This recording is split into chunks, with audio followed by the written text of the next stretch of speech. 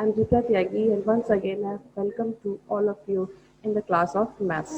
और हम अपना यूनिट नंबर 1 मैट्रिक्स पढ़ रहे थे।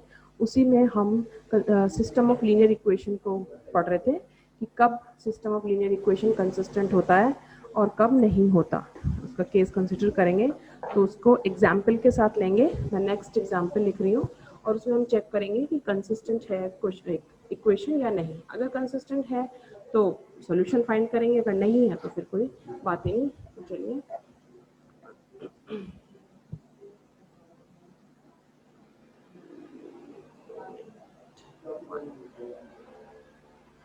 मैट्रिसेस यूनिट 1 चल रही है हमारी मैट्रिसेस, और इसमें हम पढ़ रहे थे सिस्टम ऑफ लीनियर इक्वेशंस। इसको मैं फिर से आपको थोड़ा सा रिकैप दे देती हूँ। सिस्टम ऑफ लीनियर इक्वेशन, ये लीनियर इक्वेशंस आपके में जो हैं वो अधिकतर 3 वेरिएबल्स की हैं। ऐसे 4 की भी हो सकती हैं पर 3 वेरिएबल का है ज़्यादा। तो ये 3 वेरिएबल की इक्वेशंस आपको मेंशन होंगी और हमें उसको सबसे पहले इसमें हमें ये चेक करना था, चेक इक्वेशंस आर कंसिस्टेंट और नॉट। ये था एक केस। तो इसी तरह का क्वेश्चन रहेगा, अगर कंसिस्टेंट है तो हम उसका सॉल्यूशन फाइंड करेंगे, अगर नहीं है तो फिर तो कोई बात ही नहीं। तो हमारा क्वेश्चन मैं लिख दे रही हूँ, क्वेश्चन एग्जाम्पल के साथ चलते हैं। हमारा इक्वेशंस है 2x plus 6y is equal to -11, equation number 1। 6x plus 20y minus 6z is equal to -3, question number 2, and third one is 6y minus 18z is equal to -1। तो सबसे पहले check the consistency of the equation। ये question रहेगा और are these equations or system of equations are consistent। Check करना है आपको। if consistent, अगर consistent हैं then find solution। इस तरह से क्वेश्चन हमको लिखा हुआ मिलेगा, इस तरह से लिखा रहेगा। अब इसमें देखिए, इसमें तो वेरिएबल 3 दिख रहे हैं, पहली में भले ही नहीं है, पहली में 2 ही वेरिएबल है, लेकिन वैसे देखिए 3 वेरिएबल है तो 3 वेरिएबल की इक्वेशंस हो गई है। जहाँ पर जिस वजह से ये वाली इक्वेशन है तो इसमें x नहीं है, तो इसमें x का कोफिशिएंट आपका क्या हो जाएगा, वो 0 हो जाएगा। इसमें z नहीं है तो z का कोफिशिएंट क्या ले लेंगे, 0 ले लेंगे। तो फिर से मैं आपको एक बार इसका बता दूं कि कैसे करना था हमें। इक्वेशन, ये जो इक्वेशन है, इस पूरी इक्वेशन को समझिए, पूरे सिस्टम को हम इस तरह से रिप्रेजेंट करेंगे। ax is equal to b। a आपको पता है, a जो है वो जो कोफिशिएंट्स हैं x y z के, उसकी मैट्रिक्स है। और x क्या था, x था हमारा कॉलम मैट्रिक्स वेरिएबल्स की, और b क्या था हमारा, b जो भी हमारे सिस्टम थी उसका राइट साइड में जो भी नंबर्स पड़े हुए थे वो था। तो ये इतना है हमारा।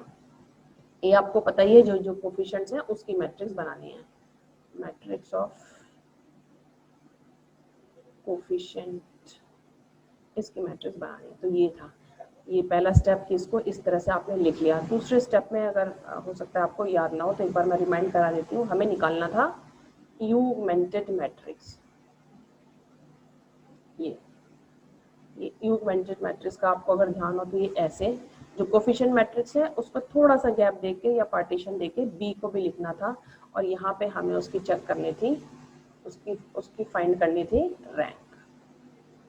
पूरे यूगमेंटेड मैट्रिक्स की रैंक फाइंड करनी थी, और फिर अलग से ए की रैंक देखनी थी, और फिर अलग से ही इस पूरे का, इन दोनों का कंपेयर करना था। तो ये हमारे स्टेप थे। उसी स्टेप को फॉलो करते हुए अब हम अपने क्वेश्चन को आगे बढ़ाएंगे। क्वेश्चन ये है, तो सबसे पहला स्टेप क्वेश्चन में जब भी इस तरह का कंसिस्टेंट या इनकंसिस्टेंट को चेक करना हो हमें, तो सबसे पहले आप इसको लिख लीजिए और वहाँ से जस्ट सेकेंड स्टेप पे जंप कर जाइए और निकालिए यूगमेंटेड मैट्रिक्स। तो हमें इसकी यूगमेंटेड मैट्रिक्स बनानी है और फिर हम उसको चेंज करना है एशेलन फॉर्म में, और एशेलन फॉर्म में चेंज करके फाइंड करना है रैंक पूरे एगमेंटेड मैट्रिक्स का। तो मैं इसको कर दे रही हूँ, आप एगमेंटेड मैट्रिक्स लिख के एशेलन फॉर्म में कन्वर्ट करके उसको चेंज करते हैं। तो ए और ये थोड़ा सा गैप देके ये ऐसे लिख लिया, इसको ऐसे भी या स्मॉल ब्रैकेट मतलब ये ऐसे भी हो सकता है, ऐसे भी चल जाएगा, कोई इशू नहीं है स्मॉल ब्रैकेट। तो ये है, देखिए x का कोफिशिएंट है इसमें 2 रो वाइज, अगर पहली इक्वेशन है तो उसके कोफिशिएंट फर्स्ट रो में, दूसरी इक्वेशन के कोफिशिएंट इसकी सेकेंड रो में, और थर्ड के थर्ड रो में जाते हैं। ये हो गया 2 6, इसमें z है ही नहीं क्योंकि z दिया हुआ नहीं है, पर बाकी इक्वेशंस में सेकेंड और थर्ड इक्वेशन में z है, तो यहाँ z का कोफिशिएंट हो गया हमारा 0। और फिर नीचे सेकेंड इक्वेशन का लिख रहे हैं हम 6 20 -6। फिर से थर्ड इक्वेशन को देखिए, थर्ड इक्वेशन में जो है हमारा x का कोफिशिएंट है ही नहीं, तो ये हो गया 0 6 और ये हो गया -18। यहाँ थोड़ा सा गैप देखिए, आप ऐसे लाइन से भी लगा सकते हैं, कोई इशू नहीं है। थोड़ा सा गैप देके इसके कोफिशिएंट लिख दीजिए इक्वेशंस के 1 बाय 1 जो राइट हैंड साइड में लिखे हुए हैं। तो -11 -3 -1, ये इस तरह से हो गया। अब हमारा एम है, टारगेट क्या है, ये हमारा एम क्या है, रैंक फाइंड करना है इसकी, रैंक। और कैसे, एशेलन फॉर्म में इसको कन्वर्ट करके, इसको एशेलन फॉर्म में कन्वर्ट करेंगे। एशेलन फॉर्म में कन्वर्ट करने का फिर से मैं बता देती हूँ आपको कि जो मेन डायगोनल एलिमेंट्स हैं ये इनको बना लो, क्योंकि इसका ऑर्डर तो 3 ऑर्डर और ये 4 है, तो डायगोनल एलिमेंट्स इस तरह से मार्क कर लो। और अगर आपको ध्यान हो तो इसमें करना क्या था हमें, इसमें करना था हमें कि ये जो मेन डायगोनल एलिमेंट्स हैं, जो मेन डायगोनल एलिमेंट्स हैं, जो भी उसके नीचे, इसके नीचे ये वाला एलिमेंट, फिर उसके नीचे ये, इसके नीचे ये, इसके नीचे तो कुछ है ही नहीं, तो ये जो 3 है, ये 3, ये ऐसे, यानी कि इस पूरी मैट्रिक्स को हम ऑगमेंटेड मैट्रिक्स में चेंज करना है। यहाँ पे हमें क्या होना चाहिए, यहाँ पे हमारा 0 आ जाना चाहिए और यहाँ पे हमारा 0 आ जाना चाहिए, तब ये मैट्रिक्स जो ए बी है वो एशेलन फॉर्म में कन्वर्ट हो जाएगी। तो ये हमारा एम है। तो हम देखते हैं, तो सबसे पहले हमें इसे 0 बनाना है, इस पार्ट को, इसको हमें 0 बनाना है, ये एम है हमारा। तो इसको 0 बनाने के लिए हम अपना देखते हैं कि कैसे 0 बनेगा। देखिए ये दिस इज R1 R2 और दिस इज R3। तो R2 का एशेलन फॉर्म में कन्वर्ट करने के लिए R2 के एलिमेंट जो 6 है, रेड उसमें जो मार्क है बॉक्स के अंदर है, उसको 0 हमें बनाना है। उसको 0 बनाने के लिए क्या करें हम, कौन सा ऑपरेशन लगाएं, इसमें इक्वल के जगह ये आपको एरो लगाना है, मीन्स R2 जो है हमारी चेंज होगी। तो हमने इसमें क्या किया, R2 R1 से इसको ऑपरेट कर देते हैं। R1 में यहाँ पे 2 है, वैसे यहाँ 1 होता तो थोड़ा इजी होता, पर क्योंकि यहाँ 6 है तो कोई इसका कंफ्यूजन नहीं है। R2 को रखिए 6, तो ये 0 बनाने के लिए इसमें किससे मल्टीप्लाई करनी पड़ेगी, इससे मल्टीप्लाई करनी पड़ेगी, सॉरी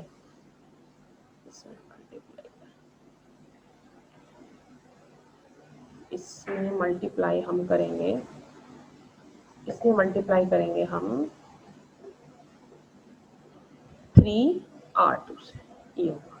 बस एक को चेक करेंगे कि ये 0 कैसे बन रहा है, बाकी इसमें और इसमें वो उसी हिसाब से ऑपरेशन लगा देंगे, चाहे वो कुछ भी आए, ट्रांसफॉर्मेशन लगा देंगे, सॉरी। तो ये इक्वलेंट बनेगी, पहली वाली तो ऐसे रहने वाली है 2 6 0 और -11। अब इसमें करा तो देखिए ये कैसे होगा, ये थी ना, यहाँ लिखती हूँ मैं R2 - 3R2।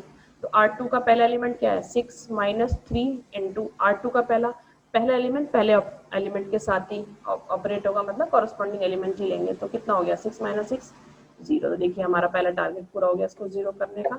अब अगला था हमारा ये 20, ये साइन नहीं है, इससे कंफ्यूज नहीं होना। तो कितना हुआ, 20 - 3 इंटू 6, तो 20 - 18 कितना आ गया, 2 आ गया। इसमें पहुंचे तीसरे वाले में -6 -3 इंटू 0, तो 0 रहने वाला है। तो ये कितना आ गया, ये आ गया -6। तीसरे वाले पे पहुंचे, सेम ऑपरेशन लगा रहे हैं, इधर लगा के दिखा रहे हैं मैं आपको, -3 -3 R2 का जो लास्ट एलिमेंट है वो -3 है, -3 इंटू माइनस के 11, तो -3 प्लस माइनस और माइनस प्लस और 33 और 30, तो ये हो गया हमारा 30। अब तीसरे वाले में पहुंचते हैं। ये तो जीरो है ही, ये जीरो है ही, तो आपको इससे कुछ करना ही नहीं, तो इसको भी मैं कॉपी कर लेती हूँ एज इट इज। 0, 6, -18 और -1, ये इस तरह से हो गया। अब नेक्स्ट, अब अपना टारगेट देखेंगे नेक्स्ट क्या हमारा है क्या। अब हमें क्या करना था, देखिए ये जो ट्रायंगल बना रखा है मैंने रेड में, उसमें ये जो 6 है इसको करना है, यानी कि इसको मुझे क्या करना है, 0 बनाना है। तो देखिए R3 को चेंज करना है, एरो लगाया, R3 को चेंज करना है, तो उसको अब R1 से आप ऑपरेट मत करिए, क्योंकि R1 से ऑपरेट करेंगे तो ये 0 हमारा गायब हो जाएगा। तब हम इसको ऑपरेट करते हैं R2 के साथ, तो क्या होगा, R3 6, इससे बस इसको देख लो कि यहाँ पे 0 कैसे होगा, तो 6 माइनस 3 इंटू R2, इस तरह से ये 0 हो जाएगा। इक्वलेंट लगाया, 2, 6, 0 -11, सेकेंड में कोई चेंज नहीं है, 2 -6 और 30, और अब आए 0, इसमें से ये किया, ये तो हो गया 0, टारगेट कंप्लीट हो गया हमारा। इसको देखते हैं लास्ट वाले को, -18 -3 इंटू -6, तो ये कितना हो गया, ये भी हो गया हमारा 0। और लास्ट वाले को देखते हैं, चलिए लास्ट वाले में क्या हुआ हमारा, लास्ट का एलिमेंट है -1 इंटू सॉरी -1 -3 इंटू R2 कितना है, R2 है हमारा 30, और 30 तो -1 -90, तो दैट इज -91, ये इस तरह से हमारा हो गया। अब देखिए, अब आप इजीली देख पा रहे होंगे कि ये जो था हमारा, जो भी हमारी लास्ट आई है वो हमारी बिल्कुल देख सकते हैं कि एशेलन फॉर्म में कन्वर्ट हो गई है। एशेलन फॉर्म की पहचान क्या थी कि अगर किसी एक रो में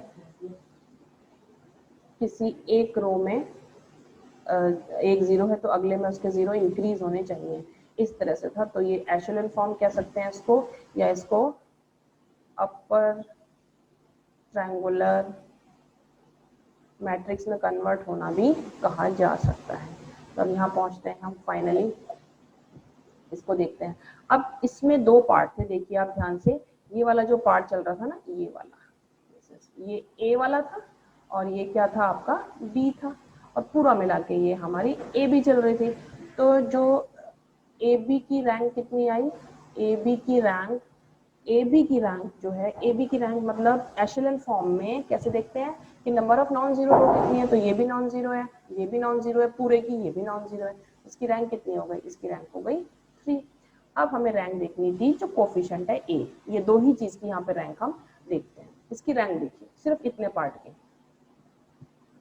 सिर्फ इतने पार्ट की रैंक देखिए, सिर्फ इतने की, जो ए, बहुत ही आराम से देखिएगा ध्यान से, इसकी रैंक कितनी है, नंबर ऑफ नॉन जीरो रो, तो ये भी, ये नॉन जीरो रो, ये भी नॉन जीरो रो, पर जैसे जीरो रो, क्योंकि ऑल एलिमेंट्स जो है इसके वो जीरो है, तो ये नॉन जीरो नहीं है, तो नॉन जीरो रोज कितनी हो गई, 2, तो ये हो गई, इसकी रैंक हो गई 2। अब नोट करने वाली बात ये है कि दोनों की रैंक सेम नहीं आई, इसकी रैंक इसके इक्वल नहीं आई है, तो बस सीधा सीधा हम कह देंगे system of equations are inconsistent,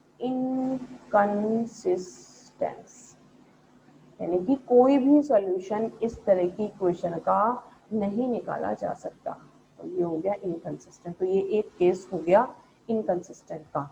तो फिर से आप देखिएगा यहाँ पर, अगर ये दोनों ही अनइक्वल आती हैं, दोनों डिफरेंट आती हैं, ये वाला पॉइंट, तो ये कुछ नहीं करना है आपको, कोई सॉल्यूशन फाइंड ही नहीं हो सकता, उठा के सीधा लिख देना आपको कि इनकंसिस्टेंट हो गई, हमें कुछ करना ही नहीं है। कंसिस्टेंट होती हैं तो फिर से बता दो कैसे होता है, ये दोनों आपस में इक्वल होते हैं, ठीक है। ओके स्टूडेंट, तो चलिए नेक्स्ट देखते हैं हम अपना कि हमारा नेक्स्ट क्वेश्चन क्या रहेगा। तो क्या पता लगा, इनकंसिस्टेंट का एक केस हमने सीखा। अच्छा, फिर से मैं आपको बता दूं, ये है सिस्टम ऑफ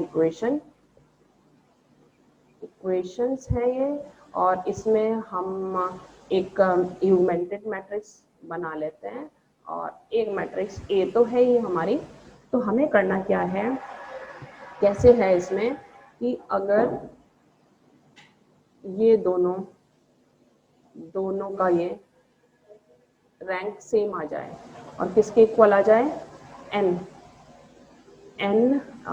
या इसको बोलते हैं कि आर आया, ये आ गया हमारा आर,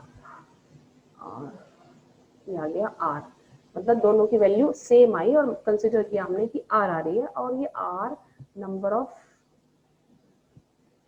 वेरिएबल्स के ही इक्वल है। तो सॉल्यूशन कैसा होगा हमारा, ये होंगी इक्वेशंस कंसिस्टेंट होंगी, इक्वेशंस क्या हो जाएंगी, कंसिस्टेंट हो जाएंगी और सॉल्यूशन क्या हो जाएगा हमारा, यूनिक सॉल्यूशन हो जाएगा। इसका क्वेश्चन हमने एक कर लिया था, तो ये पहला केस था। अब हमने दूसरा केस पढ़ा कि हम निकाल रहे हैं, इसकी रैंक निकाली और फिर हमने इसकी रैंक निकाली मैट्रिक्स की, दोनों इक्वल नहीं आए, तो ये क्या हो गया, ये हो गया हमारा इनकंसिस्टेंट हो गए इक्वेशंस या सिस्टम ऑफ इक्वेशन और नो सॉल्यूशन आ गया। तो इसका एक एग्जांपल हम देख चुके थे, इसका एक एग्जांपल देख चुके थे। एक और केस है इसमें, मान लीजिए आपने निकाला, इसका निकाला, इसका भी निकाला और इसकी रैंक, दोनों की रैंक सेम आई, यही केस है ये वाला, है ना, इनकी रैंक, दोनों की रैंक सेम आई, पर एक्चुअली में जो नंबर ऑफ वेरिएबल थे वो ज़्यादा है, नंबर ऑफ वेरिएबल ज़्यादा है, तो भी कंसिस्टेंट होगा, कंसिस्टेंट होगा, बट सॉल्यूशन जो है वो यूनिक नहीं होगा। यूनिक सॉल्यूशन ना होके कैसा निकलेगा, इनफाइनाइटली मैनी सॉल्यूशन। तो इस तरह का है, तो हम इसका एक और केस इसका पढ़ लेते हैं कि कैसे है वो।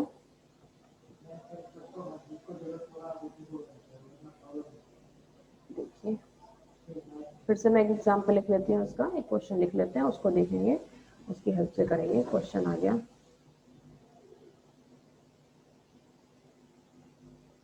क्वेश्चन लिखा मैंने,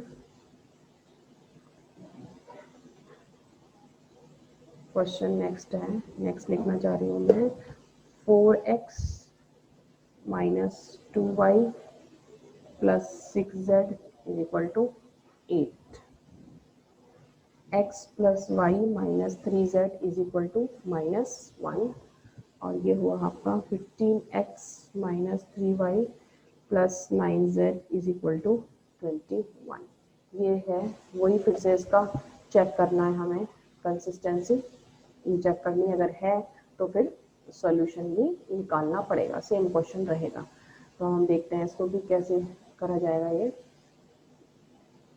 देखिए कैसे निकलेगा इसका आंसर। फिर से वही सीधा लिख लेते हैं, इसका ए बी ये बनाया ऑगमेंटेड मैट्रिक्स, तो यहाँ बना देती हूँ मैं, इसके आगे नीचे बना देती हूँ। ये देखिए कोफिशिएंट लिखिए 4, पहली इक्वेशन है तो उसको पहली रो में डाल दीजिए, बस याद रखने का ये मेथड है। और ये 8 जो है वो थोड़ा सा गैप देके, ये इसका सेकंड इक्वेशन है तो उसके कोफिशिएंट सेकंड रो में डाल दीजिए मैट्रिक्स की। ये हुआ, ये 15 माइनस 3 9 और ये 21, ये आ गया हमारा ऑगमेंटेड मैट्रिक्स। हमारा एम या टारगेट हमारा फिर से क्या है, इसकी रैंक फाइंड आउट करना, रैंक ऑफ ए। रैंक ढूंढने के लिए इसको किस में कन्वर्ट करना है, फिर से एशेलन फॉर्म आपको इसकी चेंज करनी है और फिर आपको रैंक निकालनी है। तो ये है हमारा, अब इसमें फिर से देखिए डायगोनल, डायगोनल एलिमेंट्स, इसके नीचे वालों को हमें क्या करना है, ये जो 3 बन रहे हैं इनको हमें क्या करना है, इन 3 को हमें 0 में चेंज करना है, यानी कि यहाँ पे भी रिप्लेस होकर 0 आना चाहिए, यहाँ पे भी 0 आना चाहिए और यहाँ पे भी 0 आना चाहिए। तो लेकिन एक चीज़ और है, यहाँ 4 है, यहाँ 1 है, तो इसमें इस तरह के क्वेश्चन में हम क्या करते हैं, पहले R1 R2 R3 हमें ऑपरेट करना तब बहुत इजी होगा जब यहाँ पे हमारा क्या होगा, 1 होगा। ऐसे तो हमें 15 के साथ इसे ऑपरेट करेंगे तो काफ़ी मुश्किल हो सकती है। हम तो क्या करेंगे, हम सबसे पहले स्टेप में जो हमारी जो R1 रो है उसको इंटरचेंज कर देंगे R2 के साथ, जिससे कि ये 1 वाला ये ऊपर पहुंच जाए। तो ये किया मैंने और इक्विवेलेंट लिखी, देखिए इसको ऊपर पहुंचा दिया 1 1 -3 और -1, फिर सेकेंड वाली लिख दी, क्योंकि ये जो साइन है ये दोनों तरफ का, यानी कि हमने इनको इंटरचेंज किया है। ये हुआ 4 -2 6 8 और ये लास्ट वाले पे तो कुछ करा ही नहीं है, तो R3 as it is copy करती हूँ। ये हो गया हमारा, अब ये हो गई R1, ये हो गई R2 और ये हो गई हमारी R3। यहाँ पे 1 है। अगर आपको दिखता है कि किसी भी रो में पहला एलिमेंट 1 है और फर्स्ट वाली में नहीं है, तो हम उसको इससे इंटरचेंज कर लेंगे। अब क्या एम है हमारा भाई, अब हमारा एम हो गया, ये डायगोनल है, ये डायगोनल है, ये डायगोनल है। अब क्या एम है हमारा, इस वाले को उठा के 0 बनाना। तो देखिए R2 को कैसे करेंगे, R2 -4R1, ये 0 बन जाएगा, है ना। R3 को कैसे करेंगे, यहाँ पे दोनों ऑपरेशन लिख लेते हैं, R3 -15R1। 1 की हेल्प से ये होता है कि इसको बड़ा इजीली हम सॉल्व कर पाते हैं, अदरवाइज हमें काफ़ी टाइम लगता है इसको करने में, कैलकुलेशन थोड़ा कॉम्प्लिकेटेड हो जाती है। और कोई 1 को रखने का यहाँ पे और कोई ऐसा स्पेसिफिक रीज़न नहीं है जिससे कैलकुलेशन ईजिली हमारी हो जाए। अब हम नेक्स्ट उस पर पहुँचते हैं, इसको देखते हैं कि ये ऑपरेशन लगा के ये फाइनली कैसे चेंज होता है। तो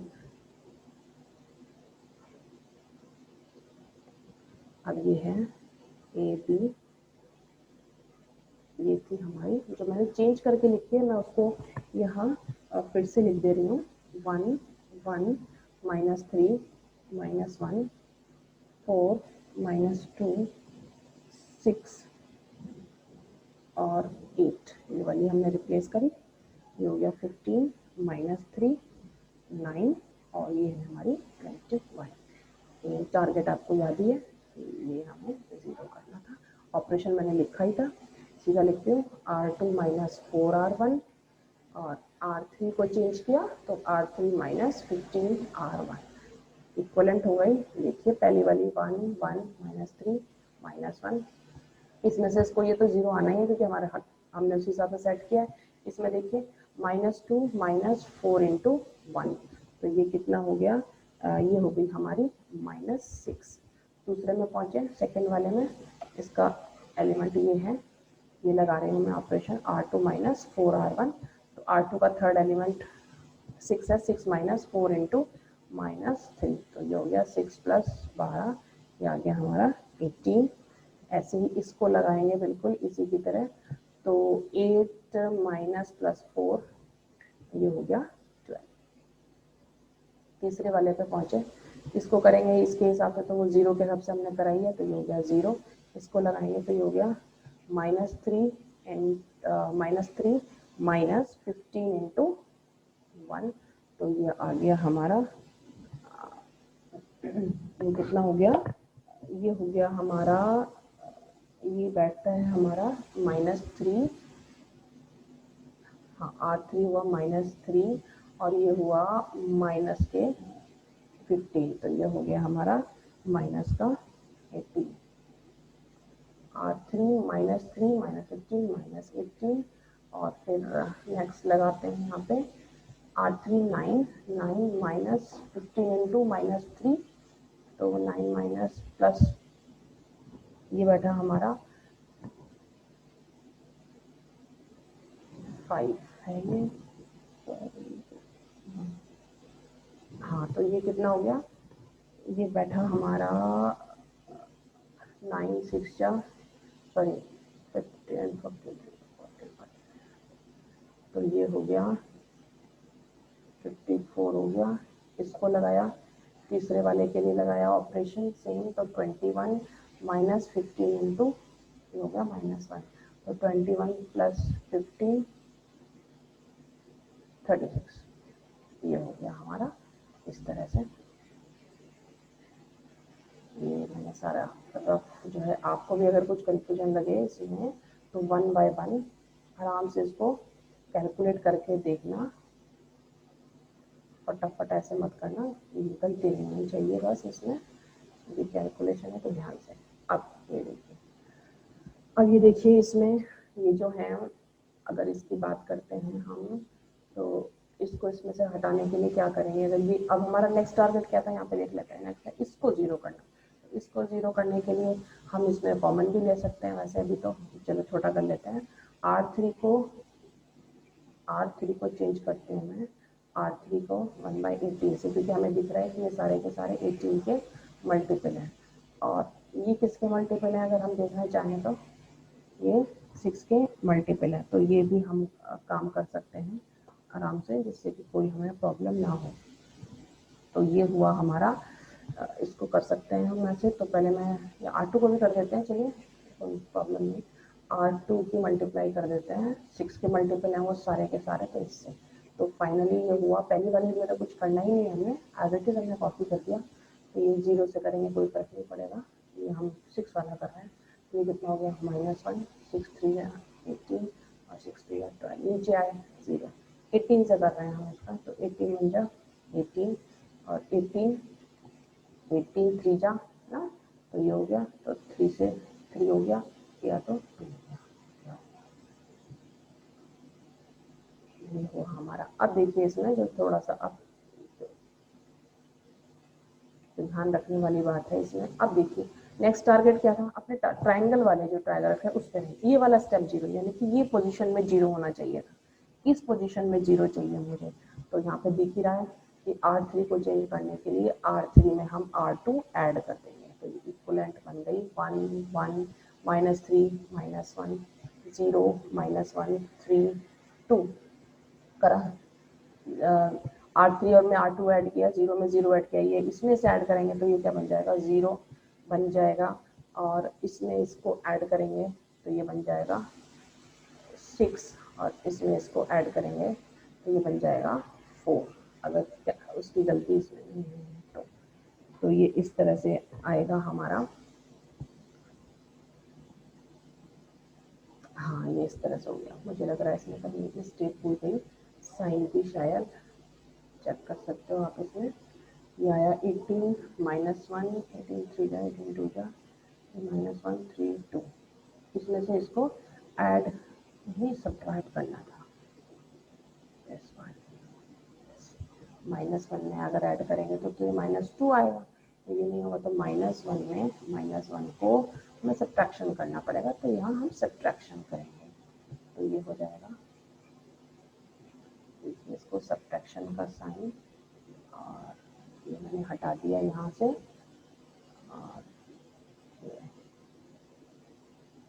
यहाँ पहुँचे हम R3 -R2, तो इसमें से इसको माइनस किया, ये तो था ही 0, 0 में से 0 माइनस करेंगे 0 ही आने वाला है, इसमें इसको सब्ट्रैक्ट किया 0 हो गया, इसमें से इसको सब्ट्रैक्ट किया 0 हो गया, इसमें से इसको सब्ट्रैक्ट किया 0 हो गया, ये पार्टीशन लगा लीजिए आप, ये पूरा था हमारा A, ठीक है।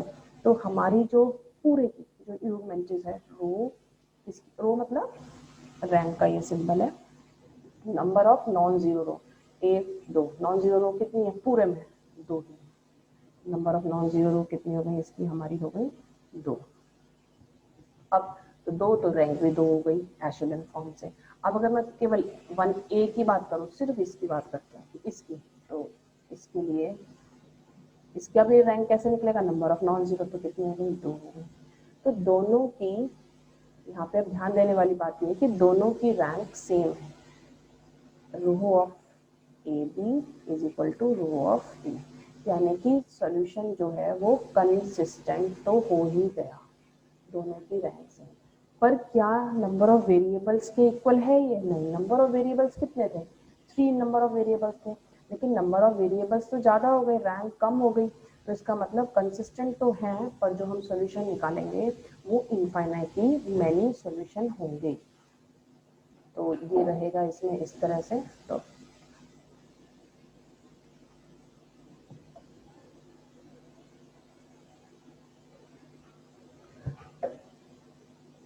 तो इसको हमारा ये जो आया हमारा फाइनली जो थी हमारी, जिसमें हमने रैंक वैंक सब लिख रखी थी, उसको हम यहाँ पे यानी AB की रैंक 2 और ये इक्वल थी ए के रैंक के, पर ये नंबर ऑफ वेरिएबल्स के इक्वल नहीं आई, वेरिएबल्स तो ज़्यादा हो गए। वेरिएबल्स कितने हैं? वेरिएबल्स तो n तो 3 है हमारा। तो system of equations contain infinitely many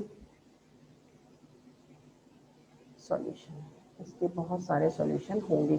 इस तरह में जो लास्ट जहाँ पे हमने उसको 0 0 पे लाके रोका था, वहाँ पर हम क्या करेंगे, उसको जैसे यहाँ पे हमने लाके रोका था 1 1, फिर से उसको x इक्वल टू बी वाले में पुट कर देंगे। माइनस ये था -3 और यहाँ था -2 और शायद यहाँ था 18, ये 0 0 0 और यहाँ पे था x y z is equal to, यहाँ पे था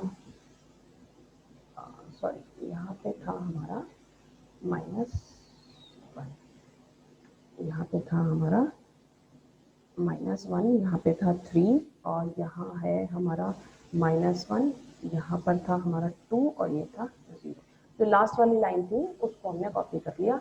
अब इसे मल्टीप्लाई करेंगे, मैट्रिक्स की मल्टीप्लिकेशन करेंगे, तो ये x + y - 3z is equal to -1 और सेकेंड इक्वेशन बनेगी -y + 3z is equal to 2 और लास्ट वाली में तो ये 0 रहेगा तो ये खत्म हो जाएगी। लेकिन जब भी ये इनफाइनाइटली मैनी सॉल्यूशन हो तो हम यहाँ पर हमेशा ये ध्यान रखना है, आपको क्रैमर रूल में भी आपने पढ़ा होगा कि लास्ट में z की जगह k पुट करते हैं और k कोई भी इंटीजर्स होता है, तो बहुत सारे नंबर होते हैं इंटीजर में, तो k रख दीजिए।